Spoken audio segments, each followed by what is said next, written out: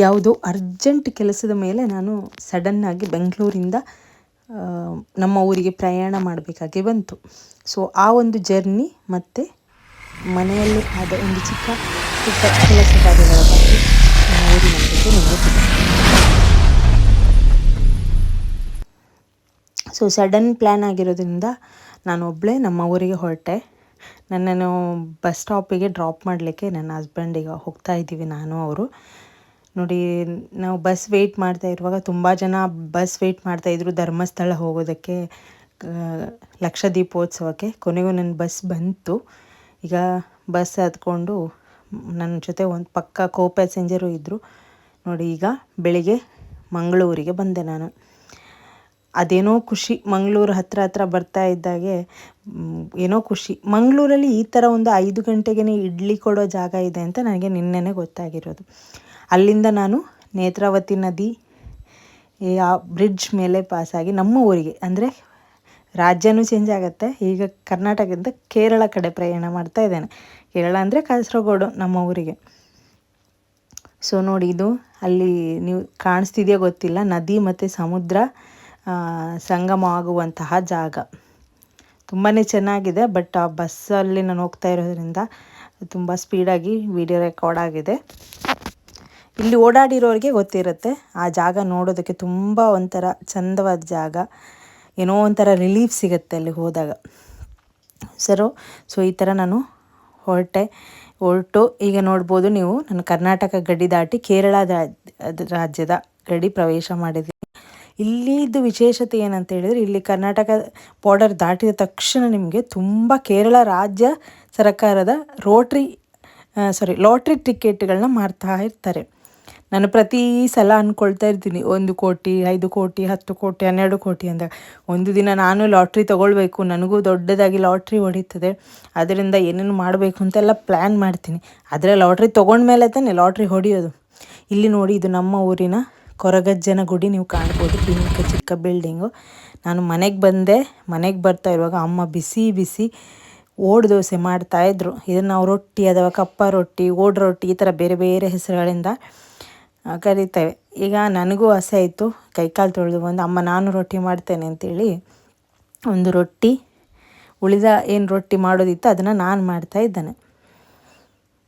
ಈ ರೊಟ್ಟಿ ಜೊತೆ ಮೀನು ಸಾರು ಹಾಕ್ಕೊಂಡು ತಿಂತಿದ್ರೆ ಆ ತಿಂದವ್ರಿಗಷ್ಟೇ ಆ ಟೇಸ್ಟ್ ಗೊತ್ತು. ಅದೇನೋ ಗೊತ್ತಿಲ್ಲ, ನಾನು ಇದೇ ರೆಸಿಪಿನ ಬ್ಯಾಂಗ್ಳೂರಲ್ಲೂ ಮಾಡ್ತೀನಿ, ಆಗ ಇಲ್ಲಿ ಬಂದಷ್ಟು ಚೆನ್ನಾಗಿ ಅಥವಾ ಟೇಸ್ಟಿಯಾಗಿ ಬರಲ್ಲ. ಮೋಸ್ಟ್ಲಿ ನೀರಿನ ಒಂದು ಗುಣನೂ ಇರ್ಬೋದೇನೋ ಅಂತ ಯಾವಾಗಲೂ ನಾನು ಅಂದ್ಕೊಳ್ತೀನಿ. ಸೊ ನೋಡಿ, ಒಳ್ಳೆ ಮೀನು ಸಾರು ಜೊತೆ ಬಿಸಿ ಬಿಸಿ ರೊಟ್ಟಿ ನೋಡ್ಬೋದು ನೀವು, ಹೊಗೆ ಆಡ್ತಿದೆ, ಅಷ್ಟು ಬಿಸಿಯಾಗಿದೆ. ತಿಂತಾಯಿದ್ರೆ ಸೂಪರು. ಅಲ್ಲಿಂದ ಸೀದಾ ನಮ್ಮ ತೋಟಕ್ಕೆ ಹೊರಟ್ವಿ, ಅಡಿಕೆ ತೋಟಕ್ಕೆ. ನಾನು ಅದಕ್ಕೆ ಅಮ್ಮನಿಗೆ ಹೇಳ್ತಾ ಇದ್ದೆ, ನಾನು ಬರುವಾಗಲೇ ನೀವು ಕೆಲಸ ರೆಡಿ ಮಾಡಿ ಇಟ್ಟದ್ದ ಅಂತೇಳಿ. ಕೆಲಸಕ್ಕೆ ಬರ್ತೇನೆ ಅಂತ ಹೇಳಿದವರೊಬ್ಬರು ಕೆಲಸಕ್ಕೆ ಕೈ ಕೊಟ್ಟ ಕಾರಣ ನಾವು ಹೋಗಿ ಮಿಕ್ಕವರಿಗೆ ಸಹಾಯ ಮಾಡುವಾಗೆ ಆಯಿತು. ಸೊ ಅಲ್ಲ, ನನಗೆ ಈ ಕೆಲಸ ಖುಷಿನೇ. ಬ್ಯಾಂಗ್ಳೂರಲ್ಲಿದ್ದರೆ ಅಲ್ಲಿ ಒಂದೇ ಥರ ಲೈಫು, ಇಲ್ಲಿ ಬಂದರೆ ಇದು ನಮ್ಮ ಲೈಫ್. ತುಂಬ ಖುಷಿಯಾಗಿರ್ತದೆ, ತುಂಬ ಫ್ರೆಶ್ ಆಗಿರ್ತೇವೆ. ಯಾಕಂದರೆ ನನಗೆ ಯಾರೋ ಕೇಳಿದ್ದೆ, ಅಡಿಕೆ ಮರಗಳು ಹೈಯೆಸ್ಟ್ ಅಮೌಂಟ್ ಆಫ್ ಆಕ್ಸಿಜನ್ ಬಿಡುಗಡೆ ಮಾಡ್ತವೆ ಅಂತೇಳಿ. ತುಂಬ ಚೆನ್ನಾಗಿರ್ತದೆ, ಗಾಳಿಯಲ್ಲಿ ಒಂಥರ ತಂಪಾಗಿರ್ತದೆ. ಬಿಸಿಲು ಹೊಡಿತಾ ಇದ್ರೂ ಅಡಿಕೆ ತೋಟದೊಳಗಡೆ ತುಂಬ ತಂಪಾಗಿರ್ತದೆ. ಆ್ಯಂಡ್ ನಮ್ಮ ತೋಟ ಬಂದು ನದಿ ಪಕ್ಕದಲ್ಲೇ ಇರೋದ್ರಿಂದ ಇನ್ನೂ ಚೆನ್ನಾಗಿರ್ತದೆ. ನೀವು ನೋಡ್ತಾ ಇರ್ಬೋದು, ಅಡಿಕೆ ಕೊಯ್ತಾ ಇದ್ದಾರೆ. ಅವರು ಹತ್ತೋದು ಇಳಿಯೋದು ಎಷ್ಟು ಸ್ಪೀಡಾಗಿ ಹತ್ತುತ್ತಾರೆ, ಇಳಿತಾರೆ ಅಂದರೆ ನೋಡಲಿಕ್ಕೆ ಒಂಥರ ಖುಷಿಯಾಗೋದು. ನಮಗೆ ಚಿಕ್ಕವರಿದ್ದಾಗಿಂದ ನನಗದು ಅವ್ರು ಹತ್ತಿ ಅಡಿಕೆ ಎಳೆದು ಕೆಳಗೆ ಹಾಕಿ ಆ ಇಳಿಯೋದು ನೋಡುವಾಗ ನನಗೂ ಖುಷಿ ಅನಿಸೋದು. ಟ್ರೈ ಮಾಡಬೇಕು ಅಂತ ಚಿಕ್ಕವರಿದ್ದಾಗೆಲ್ಲ ಮರ ಹತ್ತಲಿಕ್ಕೆ ಆ ಥರ ಟ್ರೈ ಮಾಡಿದ್ವಿ. ಹಾಗೆ ಜಾರಿ ಕೈ ಕಾಲಿದ್ದು ಸಿಪ್ಪೆ ಎಲ್ಲ ಹೋಗಿರೋದು ಇದೆ. ಇಲ್ಲಿ ಅವರು ತೆಗೆದು ಹಾಕಿರುವಂತಹ ಅಡಿಕೆ ಗೊನೆಗಳನ್ನ ಕಲೆಕ್ಟ್ ಮಾಡಿ ಒಂದು ಸೈಡಿಗೆ ಹಾಕ್ತಾ ಇದ್ದೇವೆ ನಾವು. ಸೊ ನನ್ನ ಕಸಿನ್ ಅದನ್ನೆಲ್ಲ ರೆಕಾರ್ಡ್ ಮಾಡ್ತಾ ಇದ್ದ, ತಮಾಷೆ ಮಾಡ್ತಾ ಇದ್ದ. ದಿನಕ್ಕೆ ಸಂಬಳ ಎಷ್ಟು, ಇದು ಸ್ವಲ್ಪ ಕಾಸ್ಟ್ಲಿ ಕೆಲಸದವರು, ಹಾಗೆ ಹೇಗೆ ಅಂತ ಕಮೆಂಟ್ ಮಾಡ್ತಾ ಇದ್ದ. ಸೊ ಮತ್ತು ಗೊನೆಯಿಂದ ಬಿದ್ದಿರುವಂಥ ಅಡಿಕೆಗಳನ್ನು ಹೆಕ್ಕಿ ಈ ಥರ ಬಕೆಟ್ಗಳಲ್ಲಿ, ಕವರ್ಗಳಲ್ಲಿ ಕಲೆಕ್ಟ್ ಮಾಡಿ ತಗೊಂಡು ಬರ್ತೇವೆ. ನಮ್ಮ ಕಡೆ ಕಾಯಿನ ಕಿತ್ತು ಬೇಯಿಸಿ ಒಣಗಿಸಿ ಆ ಥರ ಮಾಡಲ್ಲ. ಈ ಥರ ಇದು ಹಣ್ಣಾದ ಮೇಲೆ ಕಿತ್ತು ಅದನ್ನ ಒಣಗಿಸಿ ಕೊಬ್ಬರಿ ಥರ ಮಾಡಿ ಆಮೇಲೆ ಮಾರುವಂಥದ್ದು. ಇಲ್ಲಿ ನೋಡಿ ಕಲೆಕ್ಟ್ ಮಾಡಿ ಗೋಣಿ ಚೀಲಕ್ಕೆ ತುಂಬ್ತಾ ಇದ್ದೇವೆ ನಾವು. ಇದನ್ನ ಮತ್ತೆ ಕೆಲಸದವರು ತೊಗೊಂಡು ಹೋಗ್ತಾರೆ ಮನೆಗೆ. ಸೊ ಇದರ ಜೊತೆಗೆ ಅಮ್ಮನೂ ಹೇಳ್ತಾಯಿದ್ರು, ಬೈತಾಯಿದ್ರು ನಮಗೆ, ನನ್ನ ಕಸಿನ್ಗೆಲ್ಲ, ನೀವು ಬೇಗ ಬೇಗ ಮಾಡಿ ಮಾತು ಜಾಸ್ತಿ ಆಯಿತು ನಿಮ್ಗಳದು ಅಂತೇಳಿ. ನಾವು ಸುಮ್ಮನೆ ಏನೇನೋ ಹಳೆಯ ಕತೆಗಳನ್ನ ಸ್ಟೋರಿಗಳನ್ನ ಹೇಳ್ಕೊಂಡು ಕೆಲಸ ಮಾಡ್ತಾಯಿದ್ವಿ. ಇಲ್ಲಿ ನಾನು ನಿಮಗೆ ತೋಟದಲ್ಲಿರೋ ಬಾವಿಯನ್ನು ತೋರಿಸ್ತೀನಿ. ನಮ್ಮ ಊರಲ್ಲಿ ಎಲ್ಲರೂ ಬಾವಿ ನೀರು ಕುಡಿತಾರೆ. ಆ ಬಾವಿ ನೀರು ಎಷ್ಟು ಸಿಹಿಯಾಗಿರ್ತದೆ ಅಂತ ಹೇಳಿದರೆ, ಅದು ಕುಡಿದ್ರೇ ಸಾಕು, ಎಷ್ಟು ಸುಸ್ತಾಗಿದ್ರೂ ಆ ಸುಸ್ತು ಹಾಗೇ ಒಂದು ಗ್ಲೂಕೋಸ್ ಬಾಡಿಗೆ ಸಿಕ್ಕಷ್ಟು ಖುಷಿಯಾಗ್ತದೆ. Natural mineral water. ಪ್ರತಿಯೊಬ್ಬರ ಮನೆಯಲ್ಲೂ ಈ ಥರ ಬಾವಿಗಳು ಇರ್ತವೆ. ಸೊ ನೋಡಿ, ಈಗ ಕಲೆಕ್ಟ್ ಮಾಡಿ ಅಲ್ಲಿಂದ ಮನೆಗೆ ತೊಗೊಂಡು ಹೋಗ್ತಾ ಇದ್ದಾರೆ. ಇದಾದಮೇಲೆ ನಾನು ಬಾಳೆಗೊನೆ ಕಟ್ ಮಾಡಿದ್ರು. ಸೊ ಅಲ್ಲಿ ಫ್ರೆಶ್ ಬಾಳೆ ದಿಂಡು ಸಿಗ್ತದೆ ಅಂತೇಳಿ ಅದನ್ನ ದಿಂಡನ್ನ ತೆಗಿತಾ ಇದ್ದೆ. ಯಾಕಂತೇಳಿದರೆ ಇದು ತುಂಬ ಮೆಡಿಸಿನಲ್ ಅಂಶ ಇರುವಂತಹ ಒಂದು ವಸ್ತು. ಇದರಲ್ಲಿ ನಾವು ಪಲ್ಯ ಮಾಡ್ತೇವೆ, ಚಟ್ನಿ ಮಾಡ್ತೇವೆ, ಜೊತೆಗೆ ಬಾಳೆ ದಿಂಡನ್ನ ಜ್ಯೂಸ್ ಮಾಡಿ ಕುಡಿಬೇಕು. ಅದು ಬರೀ ಹೊಟ್ಟೆಗೆ, ಬೆಳಿಗ್ಗೆ ಹಾಳು ಹೊಟ್ಟೆಗೆ ಅಂತಾರಲ್ಲ, ಆ ಥರ ಕುಡಿಬೇಕು. ತುಂಬಾ ಒಳ್ಳೆಯದು. ಸ್ಪೆಷಲಿ ಕಿಡ್ನಿ ಸ್ಟೋನ್ ಸಮಸ್ಯೆ ಇರುವಂಥವರು ಕುಡಿದ್ರೆ ತುಂಬ ಒಳ್ಳೆಯದು. ಅದಕ್ಕೋಸ್ಕರ ಅದನ್ನು ಕಲೆಕ್ಟ್ ಮಾಡ್ತಾಯಿದ್ದೆ. ಅದಾದಮೇಲೆ ಅಡಿಕೆ ಯಾರು ತೆಗೆದ್ರಲ್ವ ಆ ಅಂಕಲ್ ನಮಗೆ ಫ್ರೆಶ್ಶಾಗಿ ಎಳ್ನೀರು ಕೆತ್ತಿ ಕೊಡ್ತಾಯಿದ್ರು. ಎಷ್ಟು ಫ್ರೆಶ್ಶಾಗಿ ಎಷ್ಟು ಕುಡಿತಾಯಿದ್ರು, ಒಳ್ಳೆ ಅಮೃತ ಅಂತಾರಲ್ಲ ಹಂಗಿರುತ್ತೆ. ಅದೇ ಬ್ಯಾಂಗ್ಳೂರಲ್ಲಿ 60 ರೂಪಾಯಿ ಕೊಟ್ಟರು ಅರ್ಧ ಗ್ಲಾಸು ನೀರು ಸಿಗಲ್ಲ ಎಳ್ನೂರಲ್ಲಿ. ಅದಾದಮೇಲೆ ತಂದಿರುವಂತಹ ಬಾಳೆ ದಿಂಡು ಏನಿದೆ ಅದನ್ನ ಕಟ್ ಮಾಡ್ತಾ ಇದ್ದೆ ನಾನು. ನಾವು ಊರಲ್ಲಿ ಮೆಟ್ಟು ಕತ್ತಿಯಲ್ಲಿ ಕಟ್ ಮಾಡ್ತೇವೆ, ಈಸಿ ಆಗಿರ್ತದೆ, ಕೂತ್ಕೊಂಡು ಮಾಡ್ಬೋದು. ಚಾಪಿಂಗ್ ಬೋರ್ಡ್ ಇದ್ರೂ ಅದನ್ನಷ್ಟು ಯೂಸ್ ಮಾಡೋದಿಲ್ಲ. ಇದೊಂಥರ ಕಂಫರ್ಟಾಗಿ ಹರಟೆ ಹೊಡ್ಕೊಂಡು ಕಟ್ ಮಾಡಲಿಕ್ಕೆ ಒಳ್ಳೆ ಒಂದು ವೆಪನ್ ಅನ್ಬೋದು. ಇದನ್ನು ನಾವು ಮೆಟ್ಟು ಕತ್ತಿ ಅಂತೇವೆ, ಪ್ರಾಪರ್ ಕನ್ನಡದಲ್ಲಿ ಏನು ಹೇಳ್ತಾರೆ ಗೊತ್ತಿಲ್ಲ ನನಗೆ. ಇದು ತುಂಬ ಈಸಿ ರೆಸಿಪಿ. ಬಾಣಲೆಯಲ್ಲಿ ಎಣ್ಣೆ ಬಿಸಿ ಇಟ್ಟು ಒಗ್ಗರಣೆಗೆ ಸಾಸಿವೆ, ಬೆಳ್ಳುಳ್ಳಿ, ಕರಿಬೇವು ಹಾಕ್ಕೊಳ್ಬೇಕು. ನಾನಿಲ್ಲಿ ಕಬ್ಬಿಣದ ಬಾಣಲೆ ಏನಿದೆ ಅದನ್ನ ಯೂಸ್ ಮಾಡಿಕೊಂಡು ರೆಸಿಪಿ ಮಾಡ್ತೇನೆ. ಯೂಶ್ವಲಿ ನಾವು ಕಬ್ಬಿಣದ ಬಾಣಲೆ ಅಥವಾ ಮಣ್ಣಿನ ಮಡಿಕೆಯಲ್ಲಿ ಮಾಡಿರುವಂತಹ ಖಾದ್ಯಗಳು ಅಥವಾ ತಿಂಡಿ ಏನು ಇರ್ತವೆ ಅವು ತುಂಬಾ ಚೆನ್ನಾಗಿರ್ತದೆ. ಆ ಟೇಸ್ಟ್ ಒಂಥರ ಡಿಫ್ರೆಂಟಾಗಿರ್ತದೆ.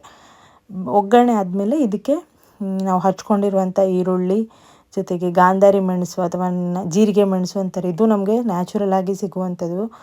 ಅದನ್ನು ತೊಗೊಂಡು ಹಾಕಿದ ಮೇಲೆ ಕೊಚ್ಚಿರುವಂಥ ಬಾಳೆದಿಂಡನ್ನ ಸ್ವಲ್ಪ ಹೊತ್ತು ನೀರಲ್ಲಿ ಇಟ್ಟಿದ್ದೆ. ಈಗ ಅದನ್ನ ಬಾಣಲೆಗೆ ಹಾಕ್ತಾ ಇದ್ದೀನಿ.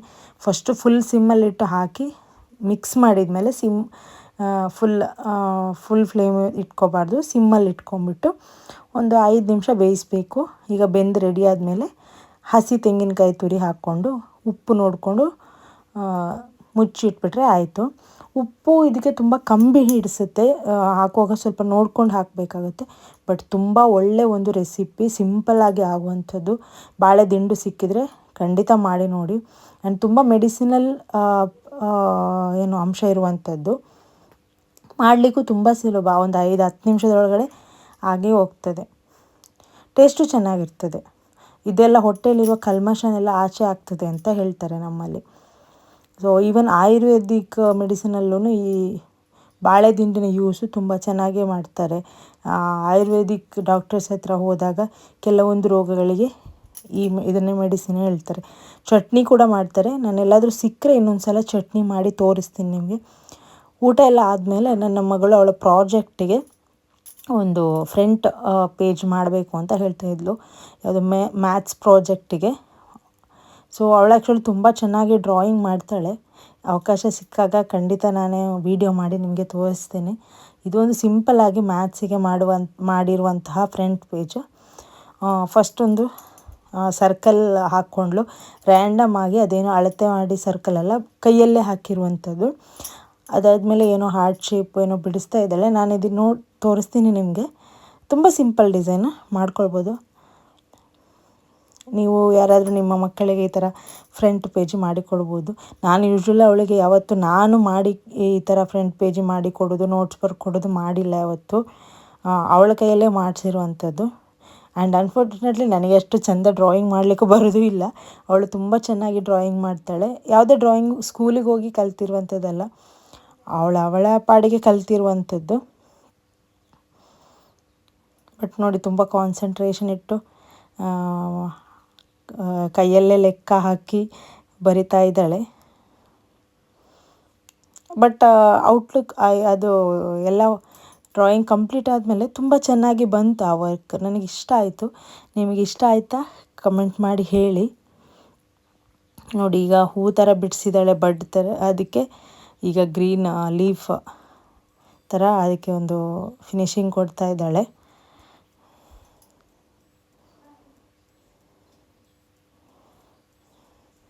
ಈಗ ಅದರೊಳಗಡೆ ಬರೀಲಿಕ್ಕೆ ಹೇಗೆ ಬರಿಬೋದು ಅಂತ ಜಸ್ಟ್ ಔಟ್ಲೈನ್ ಹಾಕಿ ನೋಡ್ತಾ ಇದ್ದಾಳೆ. ಪ್ರಾಜೆಕ್ಟದ ಇದು ಲೈಕ್ ಫಸ್ಟ್ ಫ್ರಂಟ್ ಪೇಜ್ ಇಡ್ತೀವಲ್ಲ, ಅದಕ್ಕೆ ಹೆಸರು ಬರೆಯುವಂಥದ್ದು.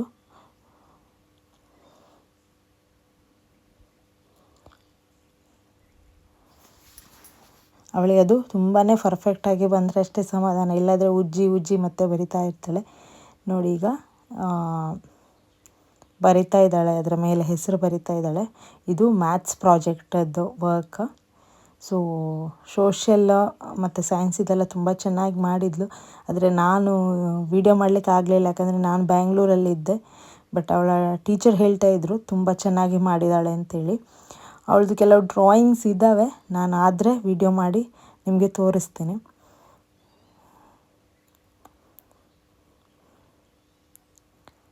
ಇದೆಲ್ಲ ಮೋಸ್ಟ್ ಪ್ರಾಬ್ಲಿ ಅವಳು ಯೂಟ್ಯೂಬ್ ನೋಡಿ ಅಥವಾ ಈ ಥರ ಇದು ನೋಡೇ ಕಲ್ತಿರುವಂಥದ್ದು. ನಾವಲ್ಲಿ ಸ್ವಲ್ಪ ನಮ್ಮ ಊರು ಸ್ವಲ್ಪ ಹಳ್ಳಿಯಾಗಿರೋದ್ರಿಂದ ಪಕ್ಕದಲ್ಲೆಲ್ಲೂ ಡ್ರಾಯಿಂಗ್ ಸ್ಕೂಲ್ಗಳಿಲ್ಲ. ಸೊ ಆದ್ದರಿಂದ ಅವಳನ್ನ ಡ್ರಾಯಿಂಗ್ ಸ್ಕೂಲ್ಗೆ ಹಾಕಿಲ್ಲ. ಈ ಥರ ನಾನು ಒಂದು ಮಧ್ಯಾಹ್ನವರೆಗೆ ದಿನ ಹೋಯ್ತು ಇಲ್ಲಿ ಊರಿಗೆ ಬಂದಮೇಲೆ. ಮಧ್ಯಾಹ್ನ ಮೇಲೆ ಯಾವುದೋ ಒಂದು ಕೆಲಸ ಇದ್ದಿದ್ದರಿಂದ ನಾನು ಯಾವುದೇ ಥರ ವೀಡಿಯೋಗಳನ್ನ ಮಾಡಿಲ್ಲ ಮಧ್ಯಾಹ್ನ ಮೇಲೆ. ಇದಿಷ್ಟು ನಮ್ಮ ಊರಿನ ವಿಶೇಷತೆ. ಸೊ ನಮ್ಮ ಮನೆಯಿಂದ ಒಂದು 2 ನಿಮಿಷ ದಾರಿಯಲ್ಲಿ ದೊಡ್ಡ ನದಿ ಇದೆ. ಆ ನದಿ ವಿಡಿಯೋನು ನಾನು ಮಾಡಿ ಹಾಕ್ತೀನಿ ಆಮೇಲೆ. Thank you. ಎಲ್ಲರೂ ವಿಡಿಯೋನ ನೋಡಿ ಲೈಕ್ ಮಾಡಿ, ಸಬ್ಸ್ಕ್ರೈಬ್ ಮಾಡಿ, ಶೇರ್ ಮಾಡಿ.